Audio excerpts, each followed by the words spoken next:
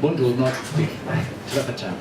Mi chiamo Gianni Belloni e coordino l'Osservatorio Ambiente e Legalità, che è questo progetto promosso da Legambiente, sostenuto dal Comune di Venezia e dalla provincia di Venezia sul tema appunto in generale della criminalità ambientale, ciclo del cemento, ciclo dei rifiuti e possibili malaffare in tutte queste dinamiche. Il suo centro di attività è il veneziano, ma più in generale il Veneto. Ci sembrava che all'interno di questo ciclo di incontri che abbiamo chiamato Dark Economy, la questione della corruzione potesse essere una questione strategica da analizzare, da capire come i sistemi corruttivi funzionino e soprattutto come sia possibile immaginare delle vie di uscita. Per questo abbiamo invitato Alberto Vannucci per presentare il suo libro che si chiama Atlante della corruzione, edizioni Gruppo Abele, che sarà un po' l'oggetto di riflessione di questo pomeriggio. Insieme a lui Lorenzo Segato, che si occupa di questi temi ed è responsabile del RISC, che è un centro studi che si occupa appunto della questione della corruzione, è un altro studioso che analizza queste cose, e Alberto Vitucci, giornalista della Nuova di Venezia, che immagino che conosciate, che peraltro ha pubblicato poche settimane fa Nel nome di Venezia, grandi opere e soliti nomi, che è una pubblicazione che io sto vedendo in questo momento e mi sembra molto interessante. Io come organizzazione dei lavori dico 3 parole di introduzione sul libro, poi anche per motivi diciamo così logistici e di spostamenti, perché Alberto Vannucci ci ha tenuto a venire, lo ringraziamo, però ha dei problemi di treni, per cui farei intervenire prima lui, poi Vitucci, che anche lui ha problemi logistici, e poi per chiudere Lorenzo Segato. Non so se l'assessore Bettin riuscirà ad arrivare in tempo per l'incontro di oggi pomeriggio. Allora, 3 cose sul libro. Sostanzialmente si tratta di viene chiamato appunto Atlante della corruzione, è un viaggio sui sistemi corruttivi di questo paese, in cui si affronta in maniera sistematica, a partire proprio dalla definizione di quella che è la corruzione, che per quanto vi siano delle immagini che ci rimangono stampate nella testa, che è quella della bustarella data al pubblico funzionario, in realtà se andiamo ad analizzare in maniera appunto sistematica quelli che sono i meccanismi della corruzione, ci accorgiamo, leggendo questo libro, che si tratta di un sistema ben più complesso e soprattutto ben più pervasivo e conformante sia al mondo delle professioni, dell'imprenditoria, della politica e della pubblica amministrazione. Perché dietro il tema della corruzione ci stanno delle dinamiche che riguardano le culture diffuse di questo paese, e Alberto Vannucci le indaga anche con il racconto di alcuni diciamo così, episodi molto interessanti, come quello, adesso molto brevemente ma secondo me significativo, del comportamento dei diplomati che hanno la possibilità di parcheggiare le loro macchine ovunque a New York, e pur prendendo poi la multa non viene riscossa perché hanno questa immunità diplomatica nel parcheggio. Da lì è stato possibile fare uno studio di chi parcheggia in maniera e quindi approfitta di questa sorta di impunità, e i vari paesi e quali paesi approfittano in maniera più sistematica di questa impunità, e si scopre che c'è una differenza enorme, ad esempio tra i diplomatici norvegesi e i diplomatici dello Kuwait, se non sbaglio, ma comunque anche tra quelli italiani che si difendono bene. Allora lì si possono fare, e Vannucci lo fa in maniera molto stringata, come la cultura diffusa, il sistema di regole e diciamo i costi morali di comportamenti illegali e scorretti siano per alcuni paesi molto diffusi e costi morali molto bassi. Ed è il caso di questo paese, dove non c'è una riprovazione sociale rispetto a dei comportamenti anche propriamente corruttivi. Una descrizione che poi fa in maniera, dopo sono alcuni flash che provo ad indicare. Il fatto che il sistema corruttivo sia un sistema altamente performante lo si vede ad esempio nel fatto che viene identificata una classe imprenditoriale particolare, che è quella dell'imprenditoria assistita, cioè quel tipo di imprenditoria che vive nei spazi interstiziali tra il mondo economico e il mondo politico e della possibilità di favori attraverso il mondo politico, quindi eliminando delle possibilità di concorrenza e vivendo delle possibilità invece di assistenza e erogazione di denaro pubblico. Allora, leggendo questo libro a me sono venuti in mente ovviamente, a me è venuta in mente una intervista che è uscita sul giornale non molto tempo fa di un imprenditore veneziano. Sono in grosse difficoltà edile, sono in grossissime difficoltà. Se qualcuno mi offrisse di pagare una tangente per un lavoro lo farei volentieri. Il problema è che nessuno lo fa perché i sistemi corruttivi, cioè dove girano le tangenti, sono sistemi molto chiusi a cui io non ho accesso, magari riuscissi. E questo è un altro elemento molto interessante che nel libro viene spiegato bene.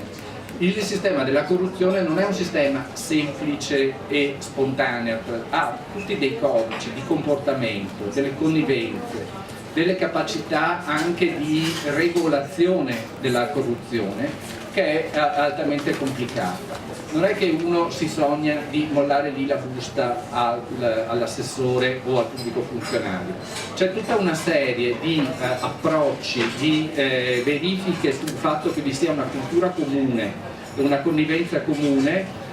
e soprattutto poi il fatto di una relativa sicurezza che quel patto scellerato venga rispettato, che fa sì che i meccanismi corruttivi non vengano solo delegati a un rapporto a tu per tu, ma siano sostanzialmente garantiti da una serie di comitati d'affari variamente composti, in cui ci sono figure di intermediari, figure di politici, figure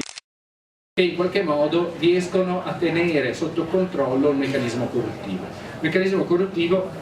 che dicevamo anche prima, la nostra raffigurazione della bustarella che viene lasciata ai politici, diciamo che rappresenta probabilmente l'aspetto più folcloristico e minoritario di un sistema corruttivo che invece è incentrato su dimensioni molto più raffinate e molto più profonde del sistema degli affari nel nostro paese. C'è una tassonomia degli episodi di corruzione che vanno dal fatto di dare le 50 euro per avere il biglietto per andare in coda all'ufficio delle pratiche edilizie di Roma, al meccanismo della corruzione nella sanità, al meccanismo di corruzione che viene garantito dalle grandi opere e dal fatto che su quello ad esempio sono state disattivate qualsiasi meccanismo di controllo e di accountability, cioè di possibilità di controllare poi alla fine che cosa è stato fatto e come. La parte molto interessante, oltre a quella di analisi, che rende secondo me questo libro necessario, cosa dire questa cosa, è anche quando Vannucci affronta la questione di come affrontare questo meccanismo. E quindi lì abbiamo di fronte strade diverse che lui ci prospetta. C'è un modello che è quello ad esempio Singapore e Hong Kong, che sono dei paesi dove hanno vissuto degli altissimi tassi di corruzione che è stata praticamente stroncata da dei meccanismi di authority centralizzate molto molto severe e molto rigorosi. Eppure c'è un modello Finlandia dove in realtà più che un florilegio di norme o di nuove strutture anticorruzione, c'è stata una presa di coscienza e un movimento dal basso di controllo da parte della popolazione che ha reso sì i fenomeni corruttivi relativamente marginali per quanto riguarda la Finlandia. E quindi una presa in carico da parte della cittadinanza e una coscientizzazione del fatto che il meccanismo corruttivo deruba in maniera complessiva la società. Non siamo di fronte a una spartizione che poi in qualche modo può percolare nella società diffusa, ma in realtà più propriamente deruba la gran massa dei cittadini. Questo tipo di presa di coscienza tarda ancora ad avvenire in Italia, vengono accennate alcune motivazioni antropologiche e religiose anche di questo fatto. Probabilmente una cosa che ci siamo posti come Osservatorio Ambiente e Legalità e come Lega Ambiente è necessario innescare una sorta di movimento che possa anche indicare delle strade concrete di via d'uscita. quando abbiamo pensato a questo incontro era appena scoppiato il caso Baita Mantovani. Non è che di questa questione della, diciamo così, della presenza nei grandi appalti nella nostra regione nessuno dicesse niente. Era 15 anni che una parte della minoritaria del Veneto diceva e segnalava delle particolarità anomale, quelle che gli studiosi chiamano come bandiere rosse, in cui dicono, delle bandierine rosse in cui dicono qua c'è probabilmente qualcosa che non va, insomma, ci sono dei segnali molto forti di qualcosa che non va. Allora, adesso c'è questa inchiesta che non riguarda propriamente ancora i meccanismi corruttivi, ma fa presumere comunque un meccanismo di opacità e di come dire, circolazione ristretta degli appalti nella nostra regione, dei grandi appalti nella nostra regione, unita al fatto che nella nostra regione c'è un po' di tutto. Voglio segnalare quello che sta emergendo anche rispetto alle opere fluviali del genio civile, anche dopo la grande alluvione di 2 anni fa. Pensiamo a tutto il settore appunto delle opere idrauliche, ma io direi che non c'è un settore in cui non emergano e non si facciano sentire delle bandierine rosse o anche delle vere e proprie inchieste della magistratura che hanno segnalato. Pensiamo al cartello degli appalti. Nel 2007 sono state decine e decine le imprese venete che sono state inquisite, e poi si è arrivato anche al processo per i cartelli di appalti che hanno riguardato le province di Treviso, Padova e Veneto. C'è stata tutta una trasformazione dopo Tangentopoli che Vannucci sottolinea bene, in un qualche modo la perdita di protagonismo delle segreterie centrali dei partiti e invece un ruolo per quanto riguarda le filiere di politici singoli e di correnti, di cordate slegate dal partito centralizzato, e questo ha anche determinato dei cambiamenti nei meccanismi corruttivi. Io penso che di questo tipo di trasformazioni occorre che ne prendiamo coscienza, riusciamo ad analizzarle in maniera puntuale, anche al di là delle inchieste, e che soprattutto riusciamo a mettere a punto alcuni meccanismi, alcune proposte che possano davvero voltare pagina e dirci che, come abbiamo provato a dire noi con uno slogan, cioè si scrive lotta alla corruzione, si legge difesa dei beni comuni e dell'ambiente, perché poi è questo tipo di dinamica che ci tocca personalmente da vicino, non è solo dinamica che riguardano ristrette cerchie di affaristi e di politici, ma in qualche modo riguarda il funzionamento sociale nel suo complesso. Quindi darei immediatamente la parola ad Alberto Vannucci e poi proseguiamo con la riflessione. Allora, buonasera, io mi scuso fin d'ora perché alle 19:38 c'è il mio ultimo treno utile per rientrare in serata a casa, quindi sarò costretto a lasciare l'incontro, presumo, prima della fine. Non prendetelo come un atto di maleducazione, ma come una piccola esigenza ferroviaria. Ringrazio naturalmente per l'invito, fa sempre piacere venire a presentare un pezzo del proprio percorso di ricerca, che in questo caso è diciamo, il pezzo ultimo di un percorso che in realtà è iniziato molto tempo fa, prima che la corruzione diventasse di moda. Io ho iniziato a occuparmi di questi temi alla fine degli anni '80. Non ho fatto solo questo nella vita, non mi sono occupato soltanto di queste schifezze, ho studiato anche altre cose, però la corruzione è rimasto un tema, diciamo, di analisi che ho mantenuto nel corso del tempo, e di tanto in tanto in quest'ultimo, diciamo, recupero di questo profilo di ricerca su questi temi è legato essenzialmente alla curiosità di capire che cosa era cambiato dopo le vicende di Mani Pulite, se la nuova corruzione presentava maggiori affinità o maggiori differenze rispetto a quella, diciamo, che era emersa all'inizio degli anni '90 e che in realtà è stata abbastanza approfondita anche a livello di ricerca, nonché ovviamente di procedimenti penali. Poi c'è anche un'altra ragione probabilmente per cui continuo ad occuparmi, direi il vantaggio competitivo rispetto agli studiosi stranieri. Quando ci confrontiamo e mostriamo la ricchezza di materiale empirico che ci permette di studiare la corruzione, negli occhi dello studioso svedese ad esempio si dipinge un po' di invidia, nonché di incredulità alle volte. C'è stato un collega svedese che poco tempo fa mi ha preso da parte per dirmi che anche in Svezia c'era la corruzione, perché c'è stato un grande scandalo chiamato lo scandalo del Toblerone Scandal, che aveva portato alle dimissioni a furor di popolo di una ministra, credo. Io immaginavo già che la ditta di Toblerone avesse corrotto per far entrare le tavolette di cioccolata nelle mense, ci fossero questi di appalti. No, era che la ministra con la carta di credito pubblica ufficiale acquistava alcune barrette di Toblerone.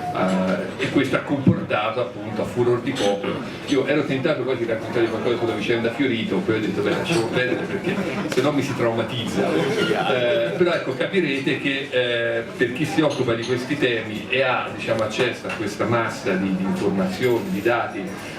oltretutto con una continuità storica, nel senso che cominciano negli anni 90 diciamo, a emergere vicende in quantità straordinaria, e poi la questione diventa carsica, va per così dire sottoterra, e poi riemerge a tratti, diciamo, un po' di scandalo, e poi riscende in modo è un aspetto interessante anche studiare come si realizzino queste dinamiche. Io appunto in quest'ultimo lavoro, quello che viene presentato qua, questo Atlante, ho cercato proprio di individuare alcune coordinate di analisi che permettono di capire le ragioni di questa anomalia, perché credo che sia fuori discussione il fatto che l'Italia rispetto a paesi che presentano equivalenti livelli di sviluppo economico, politico, sociale, rappresenta nello scenario internazionale un elemento dissonante, un'anomalia. È vero che siamo soltanto 72esimi nelle classifiche internazionali di percezione della corruzione, siamo più corrotti del Ruanda, del Botswana, della Tunisia, di Cuba, però queste classifiche risentono fortemente di una correlazione molto forte, evidente, anche chiara, tra i livelli di sviluppo socio-economico e i livelli di corruzione. I paesi più sviluppati tipicamente hanno più bassi livelli di corruzione. Ecco, se noi facciamo un elementare lavoro di pulizia statistica e cerchiamo di misurare i livelli di corruzione per un pari livello di sviluppo, allora se lo facciamo per il livello di sviluppo economico, l'Italia è il paese più corrotto al mondo. Se lo facciamo per un pari livello di sviluppo umano, un indicatore un po' diverso che tiene conto del livello di sviluppo economico, assistenza sanitaria e livello di istruzione, l'Italia è il secondo paese più corrotto al mondo, preceduto dalla Grecia. E questo, diciamo, tema della Grecia, che in qualche modo ci precede sempre di poco in queste classifiche, è una costante per chi cerca di tradurre questa percezione appunto di un anomalo livello di diffusione del fenomeno in termini appunto quantitativi. Quindi questa è la realtà. Allora, cercare, per chi fa ricerca nell'ambito delle scienze sociali, cogliere le ragioni di un'anomalia, capire il perché una realtà è diversa da quella che ci si potrebbe aspettare, è sempre un elemento di interesse, e di qui appunto l'attenzione nei confronti appunto delle ragioni di questa anomalia. Le dinamiche della corruzione, io riprendo, chiaramente cercherò anche di continuare il mio intervento in una, non so, il moderatore non mi ha dato tempo, no, una decina, 10 minuti, un quarto d'ora? Anche un quarto d'ora. Un quarto d'ora, ok. Quindi toccherò qua e là alcuni spunti di riflessione. Beh, il primo, lo diceva prima nella sua presentazione, la realtà, le nuove forme della corruzione italiana. Quando emerge qualche vicenda in cui si è pagata una tangente con le modalità, diciamo, vintage, la bustarella, la mazzetta, beh, quasi, come si diceva prima sorridendo, suscita un po' di simpatia. Le tangenti postmoderne hanno assunto caratteristiche molto diverse da quelle del passato. C'è stato, in altri termini, un processo di apprendimento che fa sì che i protagonisti delle vicende di corruzione che emergono, e anche di quelle che non emergono, o meglio, che emergono senza dar luogo ad alcun procedimento penale. Vi faccio degli esempi concreti: le vicende, non so se lo sapete, delle case pagate all'insaputa dei beneficiari, case con vista Colosseo, pagate all'insaputa dei beneficiari, all'epoca diciamo, occupavano incarichi ministeriali, oppure le vacanze pagate all'insaputa dei beneficiari, alti funzionari di vari ministeri, all'epoca in cui è venuto fuori lo scandalo, addirittura sottosegretario della Presidenza del Consiglio. Tutte queste vicende hanno dato luogo a qualche scandalo, perché effettivamente si percepiva, per così dire, puzza di bruciato, però non hanno dato luogo a procedimenti penali nei confronti dei protagonisti, perché semplicemente manca in tutte queste vicende la capacità per gli inquirenti di ricondurre il tipo di beneficio ricevuto, appunto la sollecitudine dell'imprenditore che ti paga 200.000 euro, 300.000 euro rispetto al notaio, davanti al notaio per l'acquisto della tua casa, manca l'evidenza di una contropartita rispetto al benefattore. Non c'è un rapporto diretto, il politico non prendeva decisioni che andavano a influire, non assegnava gli appalti. Allora uno si chiede, ma com'è che viene voglia di fare beneficenza nei confronti di figure, di protagonisti della vita pubblica? Tra l'altro il benefattore era un imprenditore che, diciamo, apparteneva alla cerchia della cosiddetta cricca della protezione civile. Com'è che viene voglia di fare beneficenza? Ma è molto semplice, quando noi andiamo a studiare il tipo di rete, quindi non studiamo più un rapporto a due, ma entriamo in questa rete. Io nel libro la chiamo l'orgia della corruzione sistemica, perché veramente ha una dimensione quasi orgiastica in cui i ruoli cambiano, le posizioni anche assunte dai vari protagonisti cambiano, da imprenditore a politico, intermediario, faccendieri, eccetera, quindi i ruoli diventano cangianti. Ecco, in questa rete della corruzione sistemica che cosa accade? Semplicemente non c'è più bisogno di un rapporto a due in cui si dà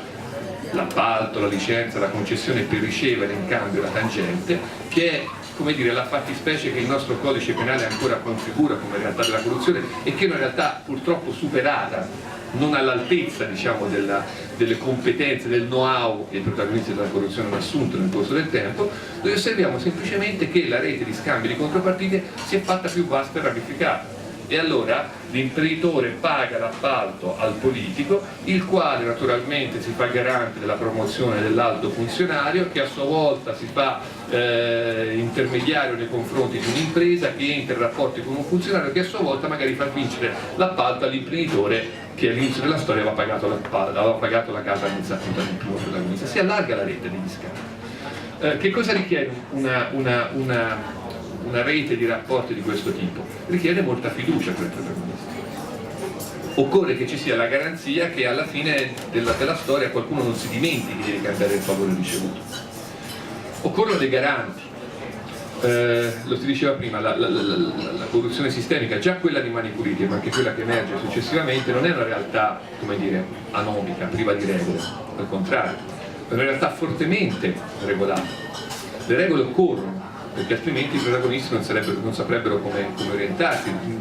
non si avventurerebbero sulla via della corruzione, che è una via rischiosa, perché non si rischia soltanto una sanzione penale, si rischia anche, spesso, anzi è questa la dimensione di pericolo maggiormente percepita, di andare incontro a una fregatura. Non potete neanche immaginare quanti corrotti e corruttori disonesti ci sono in giro, che promettono una tangente e poi non la pagano, o magari pagano soltanto un acconto. E anche quanti corrotti disonesti ci sono, che millantano chissà quali vantaggi potranno ottenere dal pagare e poi non mantengono nulla. Allora, una realtà di questo tipo così vasta, ramificata, così come emerge semplicemente dalle inchieste, richiede degli elementi, come dire, un collante fiduciario, degli elementi di garanzia. Ecco, il passaggio dalla vecchia corruzione, quella di Mani Pulite, alla nuova corruzione, quella che emerge nelle vicende più recenti, se vogliamo sintetizzare una formula, è il passaggio da un sistema di duplice regolazione, centro-nord regolazione partitica, nel sud regolazione mafiosa delle organizzazioni criminali, a un sistema di regolazione più multiforme, articolato, in cui la realtà meridionale continua, e lì c'è naturalmente una capacità da parte delle organizzazioni criminali di mantenere l'ordine in passato così come oggi, anche se per varie vicende interne a quelle realtà criminali forse con un po' con minore efficacia, mentre nel centro-nord i garanti della corruzione semplicemente sono cambiati, non possono più essere i partiti politici. Non hanno più, salvo qualche eccezione, qualche segreteria di partito che in qualche contesto riesce ancora a giocare un ruolo di quel tipo, i garanti della corruzione vanno cercati altrove. E in qualche caso la realtà lombarda a garantire il tessuto connettivo della corruzione sistemica è un'associazione a delinquere di stampo cattolico, come è stata chiamata, Comunione Liberazione, che in qualche modo garantisce la carriera dei funzionari che vanno a occupare certi incarichi all'interno dell'amministrazione regionale, garantisce la carriera dei politici che vanno a occupare ruoli di vertice, garantisce che da parte degli imprenditori, attraverso la Compagnia delle Opere, ci sia una continuità nel tenere gli appalti, nel offrire finanziamenti attraverso canali che, ripeto, tendono a far svaporare la stessa valenza penale di questo mondo. È molto difficile colpire questo tipo di corruzione. proprio come era difficile colpire, per certi versi somiglia, la corruzione così come veniva realizzata in alcune realtà ad opera delle famose cooperative rosse, che finanziavano regolarmente, avevano la loro quota di appalti, proprio come le imprese di partito che pagavano le tangenti alle segreterie centrali dei partiti, avevano le loro quote di appalti, ma semplicemente ricambiavano attraverso un passaggio in più che era il finanziamento degli stand delle feste di partito, era il finanziamento dell'acquisto di spazi pubblicitari, quindi attraverso un passaggio che di fatto, pur essendo stato precisamente ricostruito dagli inquirenti, ha reso impossibile da parte dei magistrati ricondurre questo tipo di condotte a una fattispecie di reato penalmente rilevante. Questa è un po' la logica della corruzione così come è cambiata. I nuovi garanti, ripeto,